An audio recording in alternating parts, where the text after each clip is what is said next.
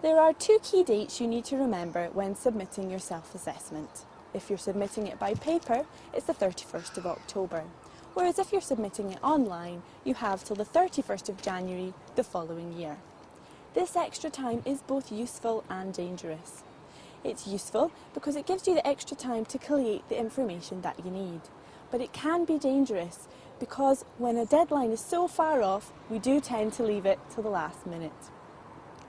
Now we're going to look at some of the key stages of the online submission process.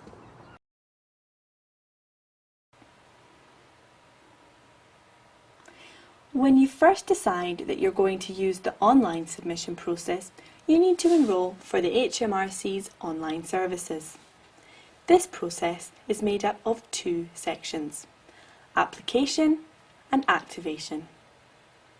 To begin the application process, click Register on the HMRC online website. When you begin the process, you need to state what kind of account you are looking to register. This will give you a list of services that are available to you online.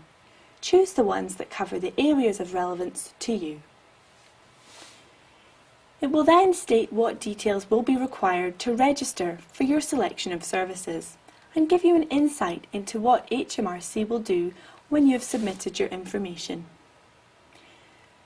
Once you have entered some basic details, you will be prompted with your online government account user ID, which should look something like this.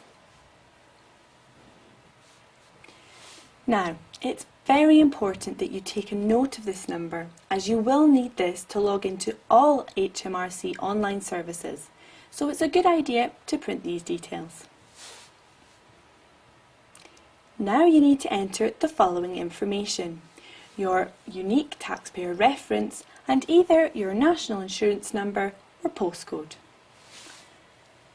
Once you have submitted this, you will receive your activation PIN number by post within 7 days. It's this PIN number that you use to activate your account and gain access to the HMRC online services. You do need to bear in mind that it can take up to 7 days for your activation PIN number to arrive.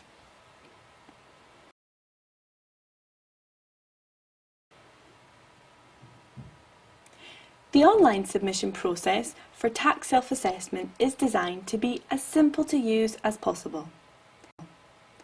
You work through the processes page by page using the next and back buttons to navigate, and the section links on the left-hand side to jump to different areas. One main advantage of the online process is that it allows you to save your progress as you work through your self-assessment. This means when you reach a stage that requires specific information, you can bookmark your place and return to complete the application when you are ready. Working through the 8 stages of the submission process is simple. It's naturally broken down into clear and concise sections and prompts you for information in a logical order. If you do get to a section that you are unsure of, the easiest way to check that you are entering the correct information is to click on the little green question mark.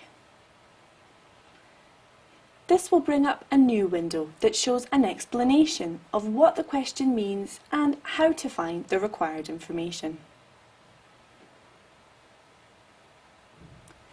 Once you have completed the first 5 stages of the tax return process, you will be shown the results of your self-assessment calculation and also the dates when these are payable. A review of the information that you are submitting is then available, and it is a good idea to print out a copy of this for your own personal records. Then it's just a matter of saving a copy and clicking on the Submit button. If you have prepared all of the information as listed in the first section of this webcast, then the online submission process is a quick and easy way to complete your tax return.